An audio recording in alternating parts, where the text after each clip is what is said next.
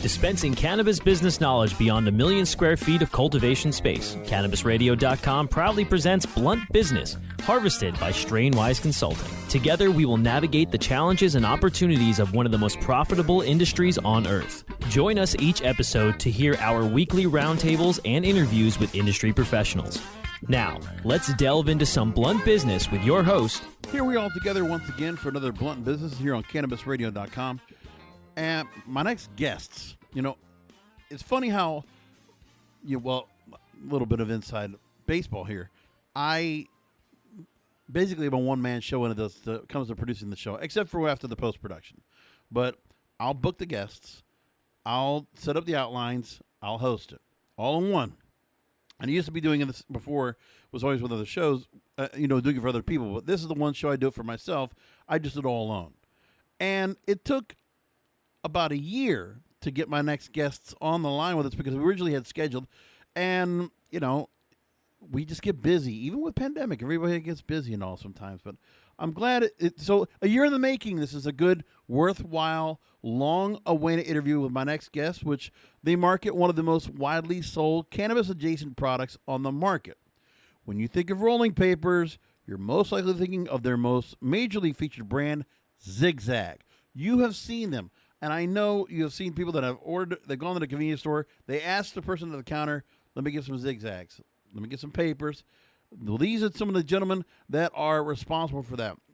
I have with me the Senior Director of Marketing and the Vice President of Turning Point Brands, Eric Anwar and Lorenzo De Plano. Eric and Lorenzo, long awaited, thanks for making time for us here on Blunt Business. Thanks for having us. Yeah. We're looking forward to chatting, and I'm glad we can finally make it work with both of our schedules after such a long period of time here. But we're excited. You're busy people. It's well understood. So let's talk about, and people probably not even know about the importance of Zig-Zag to the cannabis industry. Let me go and take from a story from Seeking Alpha, the investor stock market type website. They wrote, "How does Turning Point Brands factor into this cannabis craze?" Well, Turning Point Brands is really a tobacco products company. The company sells products such as chewing tobacco and tobacco alternatives such as vape products. But Turning Point Brands has a very popular tobacco brand that is a marijuana-adjacent product in Zig-Zag. As can be seen, Zig-Zag is one of the most popular cigarette rolling papers and has a 75% share of the cigar wrap market. At the point I put this was late last year, they actually put this information out. The Zig-Zag brand is also synonymous with marijuana joints, while cigar wraps are traditionally used for marijuana blunts. So this brand, and I've known for years before, people could go and get their hands, they were able to go ahead and not just for tobacco, but also use cannabis with your products. How the brand has kept its foothold in this ever-evolving market, and has there been any change in the marketing strategy now that cannabis has been, in so many places, legal to consume, medical or adult use? Well, yeah, I think it's a really interesting question. It's something that we've been really exploring for the last 2.5 years since we joined the company. Eric and I, having come from more of a, brand development and marketing and entrepreneurial background, we sold our company to Turning Point Brands in 2019. We started that company back in 2015 with 2 other co-founders, and we built it up from scratch. And so having built a brand from scratch gave us a lot of insight into the CPG space and what products were really there. And having growing up, with Zig-Zag as a brand in every bodega across New York City and Los Angeles, and having seen it as kind of like this ubiquitous product behind store shelves, that orange, carton of papers was just always there. And it was this brand that kind of like, in the same way that, Pepperidge Farms or Nabisco, a lot of their brands, you always see it on shelves and you get used to seeing it. And it has this nostalgic value, right? That is really tethered to it. And it was one of those brands that when we joined Turning Point, we really said, hey, look, this is something we'd like to put on steroids. This is a 150-year-old, almost 150-year-old heritage brand. And we really think that there's a lot of value there. There's all this incredible nostalgia. And so when we looked at the brand, we really focused on that and said, how can we bring new life to the Zig-Zag brand? How can we develop new products around the Zig-Zag brand and kind of bring that back up to the surface, right? And so that's been a lot of our focus as a company, is reinvigorating that brand, not just through marketing and through branding and communication, but also through really unique products, I mean, new entryways into the market. You bring up cigars. There's a lot of new things and awesome things we're developing right now to expand the product portfolio. But it's really about, giving new life to this brand that basically invented the category, right? I mean, you go back 150 years, and the story of Zig-Zag was, this basically this French soldier who had his pipe basically shot in the heat of battle, and then came up with the concept of using papers to roll tobacco with. And so you go all the way back to that narrative and see that narrative has survived so many different cultural revolutions, so many different societal changes, and see that it's still here. I think that's personally really, really cool, because it makes you wonder, this brand has been around for 150 years. Where is it going to be in another 100 years? And so that's kind of what's really, I think, is exciting about it. I don't know if Eric, you want to add to that? I mean, listen, I think you hit the nail on the head, but I think that's really what we're looking for, right? Is that the brand has been around for, like Lorenzo said, almost 150 years. And so really our goal is, how do we make it, excel and grow in the next 150 years? And I think that comes through, staying true to our products and our quality in our products, and then also in our ability to innovate. And so to adapt to what consumers' desires are, whether, regardless of what they're smoking in their rolling papers, adapting it, being innovative, and always looking for new products to cater to this growing market. Now, with the Zig-Zag brand, one of the things I really noticed the most about is that it is the best example in the cannabis industry, in my opinion, of a brand synonymous with packaging, synonymous with a look that is universal. Because there's not a lot of products right now that are interstate, that are, national or globally branded the same. Because there's the opportunities to do that are not so much there. I mean, there's products that are out there, but really, when I think about it, you say Zig-Zag, you know what it is. You look at the packaging, you know what it is. It's just synonymous. And I can imagine that there's a lot of branding opportunities that are being brought to you all the time. Yeah, I mean, I think that's, like, the brand. I mean, I'm sure you get pitched a lot about it. That's the whole idea, is that anybody wants to be able to go and put themselves, associated with a Zig-Zag brand, put Zig-Zag branded whatever it might be. So you're like your own, cannabis industry Shark Tank. People coming to you, can we put our branding on this product? Your branding on this? Well, yeah, and then, we definitely pick and choose wisely. A lot of people want to work with us and put their brand on Zig-Zag. And, I think because the brand has been so timeless, we're very careful with who we work with in that regard, because we want to make sure that any one of our partners is going to take the brand just as seriously as we are, right? Like, we're not looking to do any quick fads or anything, just to make money. We're looking to grow the brand significantly. And so the people that we're partnering with, we want to make sure that they have the same mission and that they're going to represent the brand the same way we would, right? Now, I want to ask you about one of those products, because last year you had acquired Durfort, which was the longtime supplier of the make your own cigar wraps for Zig-Zag, allowing smokers to customize the flavor of the cigars. And then you created a master's distribution agreement selling the original blunt wrap cigar brand across. So you had somebody making a product for you with the brand name, and then you just acquired. Right.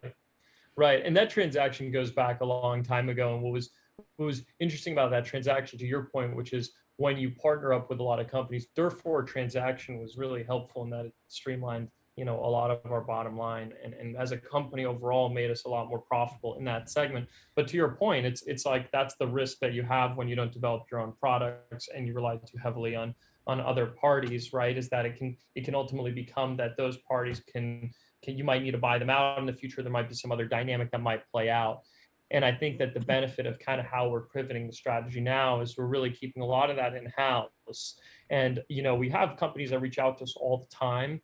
And what we really do is we really focus on the people and the relationships. And I think one of the biggest things that gets lost when you become a larger company or become part of a larger organization is you start looking at the bottom and top lines a little too heavily, and you start disqualifying a lot of the qualitative aspects of the business. So for example, the human component of your partners and who you choose to work with on a product development level really kind of gets lost. And so I think that's kind of what we're really trying to refocus on, coming from, a product development and marketing background, that's really what we really want to focus on, is picking the best people in the best specific channels. So for example, we're working on right now on a grinder that we think is one of the best grinders in the entire industry as an accessory.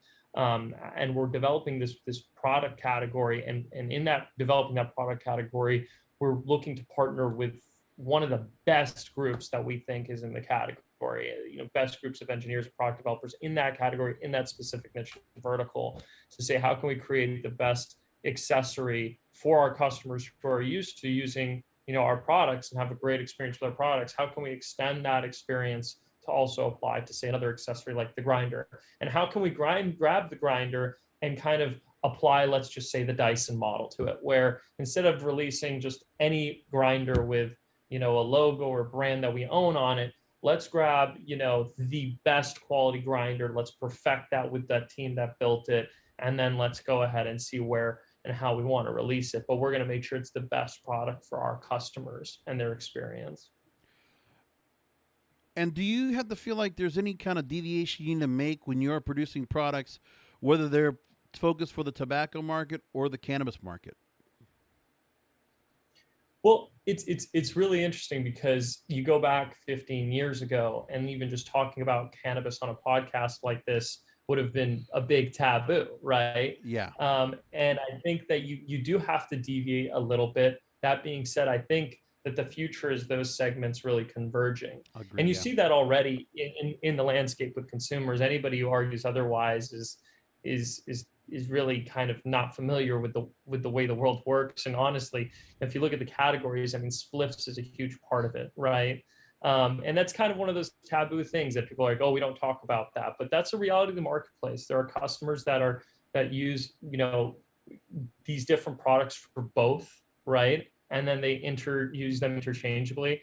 And so, yeah, you do have to define and kind of try to create demarcation lines, of course, for regulatory purposes and legal reasons. But in the end of the day, people will use these products for whatever they choose to use them for. And this is just my view personally, not the view of the companies. But look, in the reality is customers will use these products. If they want to use it for CBD, they can use it for CBD. If they want to use it for cannabis, they can use it for cannabis. If they use it for tobacco, they use it for tobacco. There's no, that's at their discretion, right? How they want to use it. I think for us, the goal is to make the best products, like in the category, to basically create the best experience for the customers. So there's more questions I have for you. Before I go to a break, I want to just ask this question at this point right now.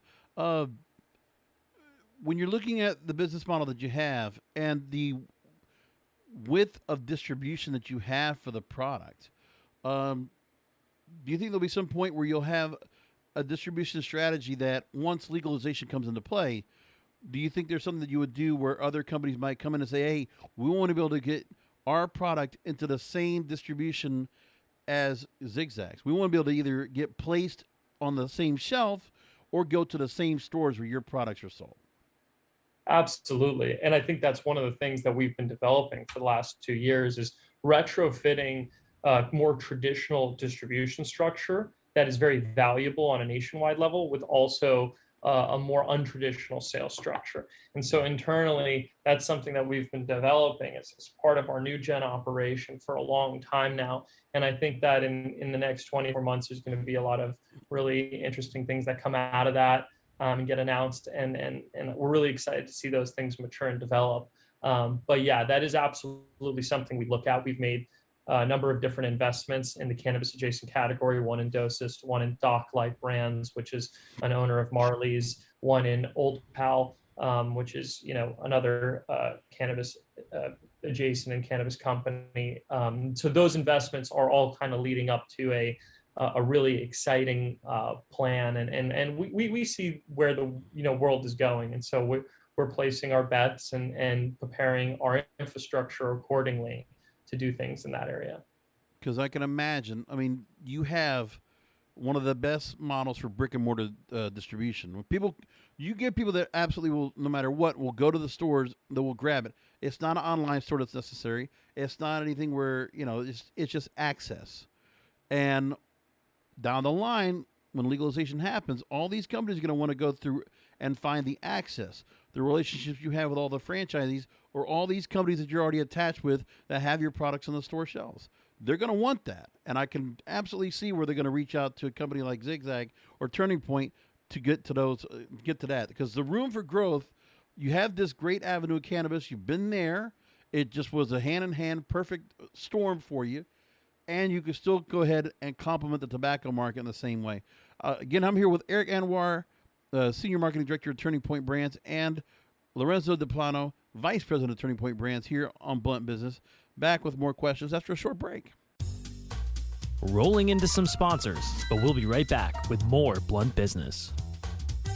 Are paper invoices and payments dragging you back to the office? Automate with AvidXchange and enjoy 100% digital accounts payable. With 24/7 access and secure e-payment options, you can easily review, approve, and pay your bills anytime, anywhere, from any device. So say goodbye to all that paperwork and hello to the ease and flexibility of automated accounts payable. Learn more at avidexchange.com. That's avidexchange.com. The level of connection you feel in your home dramatically influences your experiences there. Get the tools to control that connection in your communities with the first multifamily platform that unifies management and resident experiences to create smart apartments. Talk to a RealPage consultant today to see how your properties can meet the future of multifamily with the Smart Building Suite. Elevate your everyday with that Shuggies feeling, with the sweet taste of Shuggies. Add a cup of Shuggies to your morning coffee. Ah, how sweet it is. Shuggies infuses cannabis and cane sugar to make it the perfect sweetener with benefits. Make your happy hour happier with a dunk of Shuggies in your drink. Order your Shuggies now at SHOOGIES.com or find it in dispensaries throughout California. Whenever you crave a little sweet, pick up Shuggies, the sweet, sweet take-anywhere treat. I hope you didn't forget about us, because we're back with Blunt Business on CannabisRadio.com. I'm back with Lorenzo De Plano and Eric Anwar, Vice President and Senior Director of Marketing, respectively, of Turning Point Brands, the makers of the majorly featured brand Zig-Zag, the famous rolling papers we all know, and I'm sure some of you might still have might have it on your tray or next to where you might keep your product, your flower, whatever it might be. Forbes wrote in an article, "What's in your marijuana?" And they mentioned, quote, "A couple of popular brands of rolling papers, blunt wraps, and other products used to twist up cannabis into smokable form are contaminated with pesticides and heavy metals, a study from a California-based testing lab has found. The good news is that most popular products were squeaky clean, a few were not. While most of the 118 smoking products examined by SC Labs, this had only minute amounts of toxic material, thus pose little to no threat to most cannabis consumers. A few were dirty enough to fail state product standards when combined with cannabis. And while the cannabis industry is subjected to a slew of compliance guidelines, is that something that companies have looked to address? I mean, obviously there has to be so much standards on your products, but is that something you look at where the rest of the market, they might not be so compliant or as so following the standards? Oh, absolutely. And I think that's one of the, Eric and I have had a lot of experience dealing with kind of the FDA and a lot of different faculties over the last few years. And I think one of the most interesting things in the rolling paper category is the benefit of the rolling paper category versus, say, like conventional cigarettes is that there are far fewer ingredients, right? And you don't have to have a lot of the same types of components and extensive preservatives that one would have to petrify, say, tobacco within a cigarette and keep it in its fresh state. And so I think that that's one of the benefits of rolling papers is that people are introducing the ingredients typically when they're ready to use them, right? And I think that the reality is that when it comes to quality assurance, we have a pretty extensive quality assurance process for all of our products and subject our vendors to a lot of scrutiny and review every single SKU that we launch. And then we also have QA processes all the way to the finished result and finished goods. So there's a lot of different checks and balances within our infrastructure because we've been doing it for such a long time. I think the challenge comes to your point when you have a lot of these new entrants that basically come in, and these players are coming in without, there a lot of experience in the category. And, I honestly give credit to that. That's really exciting and awesome, but just making sure that when you do come into the market, you are releasing the best product, you're sourcing the best ingredients and the best raw materials. I mean, we basically source these massive rolls of paper that we can custom identify as our own to prevent other people from counterfeiting them and using worse quality products, right? And so all of our paper is transported internationally to different countries just to produce our rolling papers, right? And it goes on this massive journey, literally all the way around the world before it reaches California and Kentucky, where our main fulfillment center is. And so in that journey, there's a lot that goes into making sure that there's those quality assurance processes basically present there. And so, yeah, to your point, I applaud the entrepreneurs and the people that are creating new products and trying to innovate. I would say, though, that obviously when you go into these categories, that you do it responsibly and that you respect the consumers that are out there that are using these products, especially the ones that are trying something new, and they kind of deploy every mechanism possible to make the best quality product, right? And I think that's the benefit of having regulatory bodies involved in some of these processes, is they can kind of check those things. But yeah, definitely an interesting. I want to mention that point because with the bill we're currently right now that's been pushed to the House and now is in the hands of the U.S. Senate, the Cannabis Administration and Opportunity Act, the CAOA, which is the latest effort to see legalization actually make it across the finish line.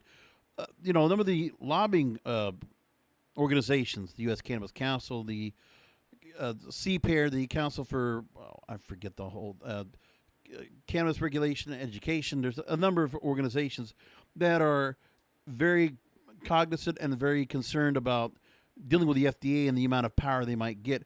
In your own experiences with the FDA, like you were just mentioning, is there anything you would say going forward to some of these companies that they should be aware of once they're needing to go ahead and interact with the FDA for any products they're trying to bring to light and bring to market?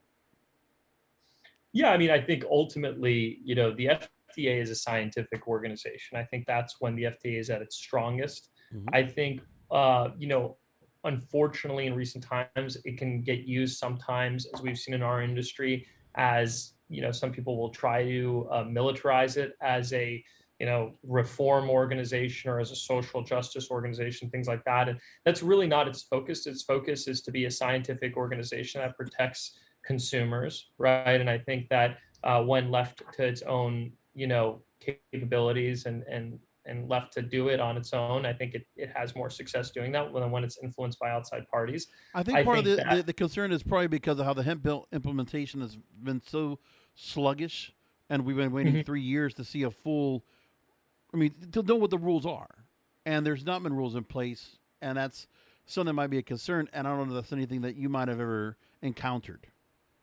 Oh yeah, absolutely. I mean, and we're encountering it right now, at least on the vape side of our business, right? Where basically, our company spent a substantial amount of funds to basically file extensive PMTAs with a number of different cited studies in there and things like that to look at our different products. And I think the biggest thing with all of that is really in terms with respect to the FDA is I think that with the hemp bill and a lot of these other things with respect to cannabis, I think the way it should pan out is on a federal level, cannabis should be legalized. And then a lot of the taxes and the regulations and the quality assurance elements have to be at least at first handled on state level. Because I think that what's happening is even right now, I think in one of the most recent bills I saw for, cannabis federal legalization, it involved a massive tax, at a federal level. And a lot of states have those taxes obviously on a state level as well. So now you're talking about federal taxes, you're talking about state taxes, and already some taxes in certain states like California are incredibly cost prohibitive for the everyday consumer, which basically just propagates an enormous black market of products, which it becomes ultimately counterproductive to what the state and the federal government's goals are. Their goal should be to create reasonable regulations that incentivize entrepreneurs and business owners to grow and hire people, right? And to be able to have businesses that can affordably pay taxes back to the government, so that way they can sustain both regulatory efforts as well as take some money into their coifers, their state and federal coifers. But if they make these unreasonable taxes on something that, let's face it, is a commodity, and in the end of the day, you can't do that, because then there just creates and incentivizes a massive black market, which is completely, at least in California, not possible to be regulated against, because everybody and their mother can and will start growing cannabis plants in their backyard, right? So it's right. like, yeah. and that's the reality. That's my 2 cents on the matter. But look, everybody has a different opinion. Agreed. And I mentioned that point because I know there was an issue where you're right. Like I said, you're doing some interaction right now with the FDA and putting products to light. So you're knowing firsthand account of what it's like to go and interact. And companies down the line are going to have to go and deal with that, and they're going to have to make the understanding as well. Now, I want to also make a point where a Benzinga review of Zig-Zag, which was, quite interesting how they put together, how they talked about Zig-Zag. And there's other, of course, like you mentioned, there's other companies that you have underneath the Turning Point Brands umbrella we'll talk about very shortly. But in this Benzinga review, they said, quote, "People have been rolling these babies for 130 years. A Zig-Zag pack looks and feels like an old familiar friend. One of the most widely accessible and popular rolling papers in the world, slow-burning orange pack is a go-to for cannabis consumers to roll with."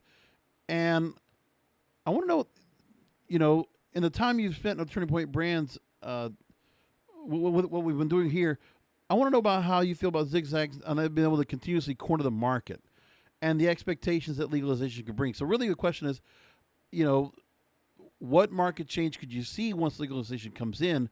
Do you feel like there's any much of a difference that you're planning on? Would there be an increase of production needed? Anything like that? Or you just feel like the rest of your products are what's going to really benefit from legalization? Well, it's really interesting. And the way I kind of see it is, and you kind of said it best with that review, where customers had such a long history and experience with it. And we talked about it a little bit earlier about how ubiquitous the Zig-Zag brand is. But ultimately, the way we kind of look at it is, when you ask someone what their first experience was drinking a beer, they can typically tell you what that beer brand was. But if you ask them what their second experience was drinking a beer, they probably can't tell you what beer brand that was, right? So if you ask them, you say, "Hey, what was your first beer that you drank?" And typically people will say, depending on how old they are or when they started, say, "Oh, well, when I was, 22 or 16, I had a Corona," right? And they can tell you that experience. They remember that moment, right? But then when you ask them the same question about the second or third or fourth beers that they tried, they can rarely recite that memory. And so for me, for example, I remember the first experience when I used a Zig-Zag, right? And because my first experience with that brand was so powerful, that brand experience follows me as a customer throughout my journey, throughout my life. And that happens with all different types of brands, all different customers, and all different industries. And so our focus here is to basically make Zig-Zag relevant and create those experiences for customers that are entering the market or trying cannabis or other, cannabis adjacent products for the first time, whether it's with Zig-Zag or anything else. I don't know, Eric, if you want to add to that, but no, I mean, I think that you kind of hit the nail on the head with that. And I think that as we, progress forward and, I think just naturally people are gravitating towards natural attributes within products. And that's why you'll see, we have our classic papers like French Orange and, the original whites, which I think are obviously the most widely recognized. But what we're doing is, as new customers are entering the market, we're starting to see a change and people are going towards natural attributes. And that's why you'll see a lot of our unbleached papers. We have unbleached cones. We have 100% organic hemp papers. And we're starting to bring more papers. So we have a portfolio that fits everyone, right? We have a portfolio of our existing products of the original white and, the French Orange that people have been using for 50, 60 years, and they're not going to change. And then we have a new consumer that is coming to market today who is looking for something that is an organic paper.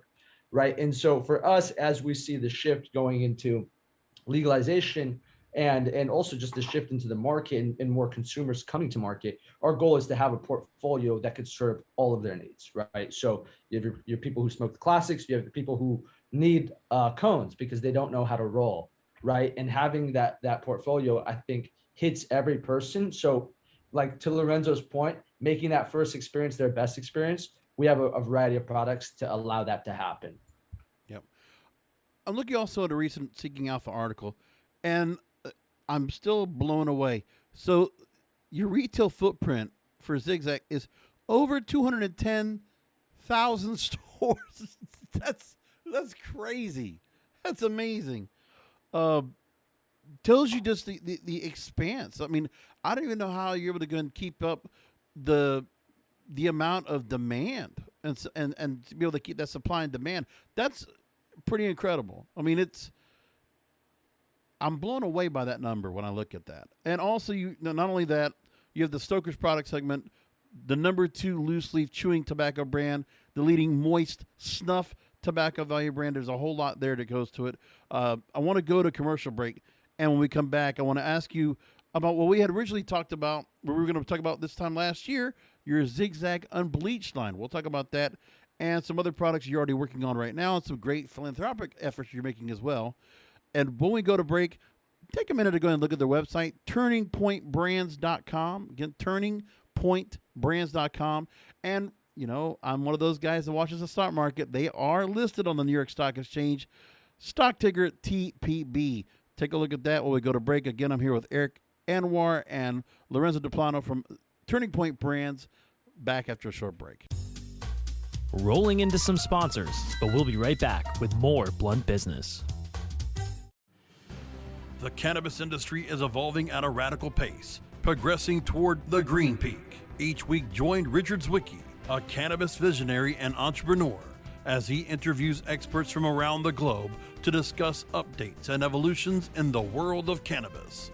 The Green Peak with Richard Zwicky.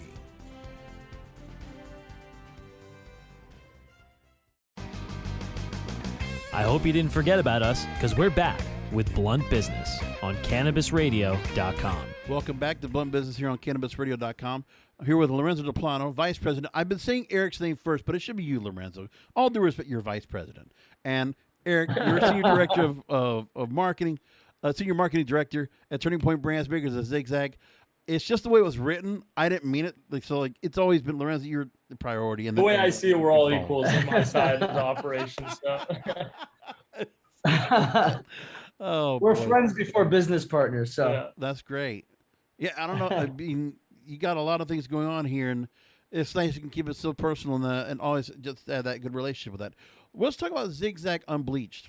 So this was something recently about last year that you had launched. The papers are crafted from the finest blend of natural fibers and featuring a 100% natural gum Arabic glue line to deliver the smoothest smoking experience. They deliver on Zig-Zag's high standards, printed on recycled board using vegetable inks. And you're offering also unbleached paper cones crafted from the finest blend of natural fibers to deliver a slow, even burn with zero hassle, fill, pack, and burn, kind of pre-fills or pre-rolls. And talk to me about this new line. How's it done so far, and the response to it?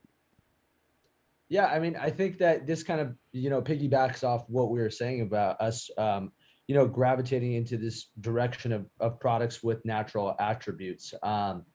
And to be frank, I mean, all of our papers have natural attributes, but again, I think to showcase to consumers the products that they're looking for, we have these unbleached lines, right? And we have these cones, which are a growing market. I mean, I think since we've launched it, we've seen a lot of success with the unbleached and with the hemp, and those are the newer products in our portfolio. So, we're still expanding those significantly and focusing on growth, but we've had a lot of great feedback.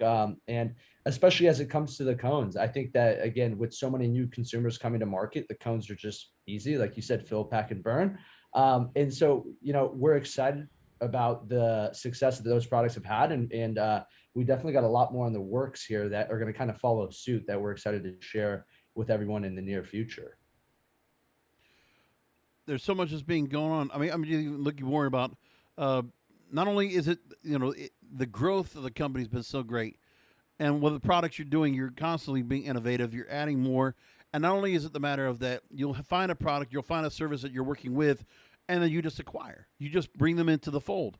The other thing I also notice is that what you're working on is not only is it, you had Unbleached now, the trend of creating a new product, you're creating more modern products, including hemp wraps, skate decks, apparel, and accessories. And one of the things I really was very fascinated by is you're doing something really philanthropic with your Burn One, Plant One program with one tree planted. It's doing your part in preserving forests and offsetting paper production. And your company is aiming to be 100% carbon neutral within the next decade. So talking about what this program comes up here, what brought this to light? Yeah, so I'll talk a little bit, I guess, about the One Tree Planted program and the Burn One, Plant One program, and I'll let Eric kind of talk about what he's doing with the great work at Zig-Zag Studio with him and his team with the skate decks and whatnot. The real focus of the philanthropic efforts is, there's a lot of companies out there, that everybody's trying to be as woke and as cool and hip as possible right now, right? And it was very easy, internally we talked as a company, we said, well, look, there's a lot of different initiatives that everybody, really felt strongly about across the organization. But when we looked at our brand and when we looked at the key components of our brand, we saw kind of a real unique opportunity to kind of create a symbiotic relationship with our own ecosystem with respect to the Zig-Zag brand. And if you look at the Zig-Zag brand, it's pretty much mostly composed of paper. And in the end of the day, like the ingredients of the product are really tied to basically, in the end of the day, to trees, because that's where it comes from, right? Is it comes from the pulp of trees. And so we realized that essentially to offset, our impact on the ecosystem was relatively easy for us to do as a company, because so much of our raw ingredients included in our products are related to that one key component with paper. And that's the reason why that's really funny is because when you look at making, say, a Tesla car or like an electric car, right? You need to use all sorts of ingredients, all sorts of components, which makes making those products actually carbon negative or carbon neutral very, very difficult, because you have to say, okay, well, I'm going to use this electric car for X amount of years, say 25 years, hopefully assuming that every time I go and plug it into the charging port, I'm, basically in effect, using that source of energy is coming from a windmill or something like that. There's a lot of components to basically actually getting to carbon neutral and saying, how does that actually offset? You got the battery, you got lithium ion batteries and all those different components. And you have to source all those components on planes from all around the world. Whereas our products, like, it's basically just paper, like in the end of the day, for a lot of our keystone products. And so that was the benefit of the Burn One, Plant One program, is that anytime somebody goes to www.zigzag.com and makes a purchase of $15, we basically plant a tree in their name. And it's not quite like, it's not going to be the end of where we go with this. I think this is the beginning of a bigger chapter of different initiatives that we roll out. Right now, we're talking about another initiative where we'd, in essence, basically be helping people who are incarcerated for cannabis-related reasons, and kind of incentivizing and helping those people as well as an organization. So there's all these different things that we're trying to do that kind of go around the Zig-Zag brand and what our shared values are. But the Burn One, Plant One program is really about us just becoming symbiotic with the overall ecosystem that we play a part in and have a relationship with. So but there is a way to be. There is a whole idea where a company can be a bit woke, if you will, those words used, but it's not performative allyship. It's not virtue signaling. You're actually doing something that's very. I mean, again, you're incorporating it into your product, and it's a worthwhile cause, because you're, this just same thing with whatever product that's being used in the wraps. You want it to be organic. You want it to be safe, pesticide free as much as you can. Same thing with the wraps themselves. You want to make sure that you have that that you're getting a real natural product as much as possible. That's a wonderful thing. I've really enjoyed this conversation. I like the fact of, and this is not just what you've told me, but it's still my fascination over Zig-Zag and with this company, again, for so long, the expanse of where it's available. I mean, again, Zig-Zags, find them where you find any store. I mean, just find a gas station, find a bodega, find a convenience store, just about anywhere. To over 200,000 stores. That is remarkable. And there's other products. So I want to I know we talked a lot about Zig-Zag. I'll mention Stoker's very briefly, but take a couple of seconds just to go and talk about some of the other products that people might not know that are under the Zig-Zag umbrella that are really standouts. Well, I'll let Eric Yeah. talk about the Zig-Zag Studio, because I think even though the other components like Stoker's are a huge part of our business, our real focus has been Zig-Zag. And so like I love giving attention to that as much as possible. And I feel like Eric, I've kind of cut him off. So if you want to talk about the Zig-Zag Studio, because I think that covers a lot of the other products. Yeah, it does. And really kind of what our goal is in our vision is that really we want to associate our brand with a feeling. I mean, I think right now, a ton of people, as they're using Zig-Zag, they have this feeling of nostalgia or this feeling of quality product. And really what we want to tap into is having this feeling of creativity. And so what we are doing, and this is, this will be released later this year, is we're releasing our media hub called Zig-Zag Studio. And essentially what that is doing is showcasing creatives. So of all sorts, we're talking musicians, photographers, producers, sculptors, artists, digital artists, you name it. Our goal is to showcase not only established artists, but also emerging artists, and utilizing our Zig-Zag name and platform to shed light to the creativity that people are putting out and releasing, and to give a platform and a voice for new and emerging artists. And then in addition with that is also to release additional apparel, clothes, other accessory items that I think people have been gravitating towards. We've noticed in the last year and a half, 2 years, that just the accessory and apparel business has been massive for us, and people like we talked about, it's just the brand is so recognized that we have customers that just go on and only purchase t-shirts, which is kind of mind blowing to us, but it just kind of shows how how tied into the brand they are, and how much they enjoy. And so what we want to do really with Zig-Zag Studio is to kind of like nurture creativity amongst our customers, amongst just the general audience, and amongst the culture as a whole. And so what we're doing later this year is launching that hub, and where the future of that hub will be is a lot of organic and native videos for the Zig-Zag channel. It will be doing concerts and shows that are under the Zig-Zag umbrella, releasing merchandise, collaborations, just a ton of different things that embody the culture and embody creativity as a whole. And I think at the end of the day, when people use Zig-Zag, I think sometimes creativity is sparked there. So we're excited to showcase that with everyone later this year. And there's going to be a lot of awesome products too in that. There's a lot of limited edition products that are coming out, coming later this year, which I think Eric's being a little modest about, and I think the skateboards is just the beginning of that. I think that the skateboards is just the beginning of that. What you'll be seeing towards the end of this year is a number of different products that basically are limited edition runs, a lot of partnerships with high-end fashion brands and other entities and groups and organizations, and very, very high quality premium accessories that will be launched exclusively online to start through our own website. And I think that that's going to be something that no other brand in our category has done to the extent that we're taking it. It's almost, I think, a little bit satirical what we're doing, but we'll see how far we could take it, and we'll see what we do. Well, gentlemen, pun intended, we have to wrap this up. But I do appreciate you taking time to talk to me today, and fascinating story. And like I said, I hope those that are in the cannabis side, they really do pay attention to the case study that Zig-Zag and Turning Point Brands provides. Because when legalization comes into play and we have products that can be national or global and they can go far-fetched, far-reaching, you want to look at what the Zig-Zag brand has been able to do and the stretch they've been able to make in terms of distribution, their product, the branding, the packaging, all of it. It's a role model to follow. That's my opinion. That's how I feel about it. Because, I mean, I've not enough friends and all that have used your wraps for 30, 40 years. So it's like, just see it, you know what it is, and people are buying it off the store shelves. So again, website is turningpointbrands.com. Look for it everywhere. Even though you got a Zig-Zag store on Amazon, if you're looking for that as well. And again, if you want to go and invest, I'd say take a look and follow along. Keep them on your watch list. The New York Stock Exchange, TPB is the stock ticker. Lorenzo and Eric, thank you for being on with us. Really appreciate you taking time out. Thank you so much. Appreciate it. Appreciate it. All right, and Folks, thanks again for listening to Another Blunt Business. As always, you know where to subscribe. Share the show with others. Let them know about it, and we'll talk to you next time.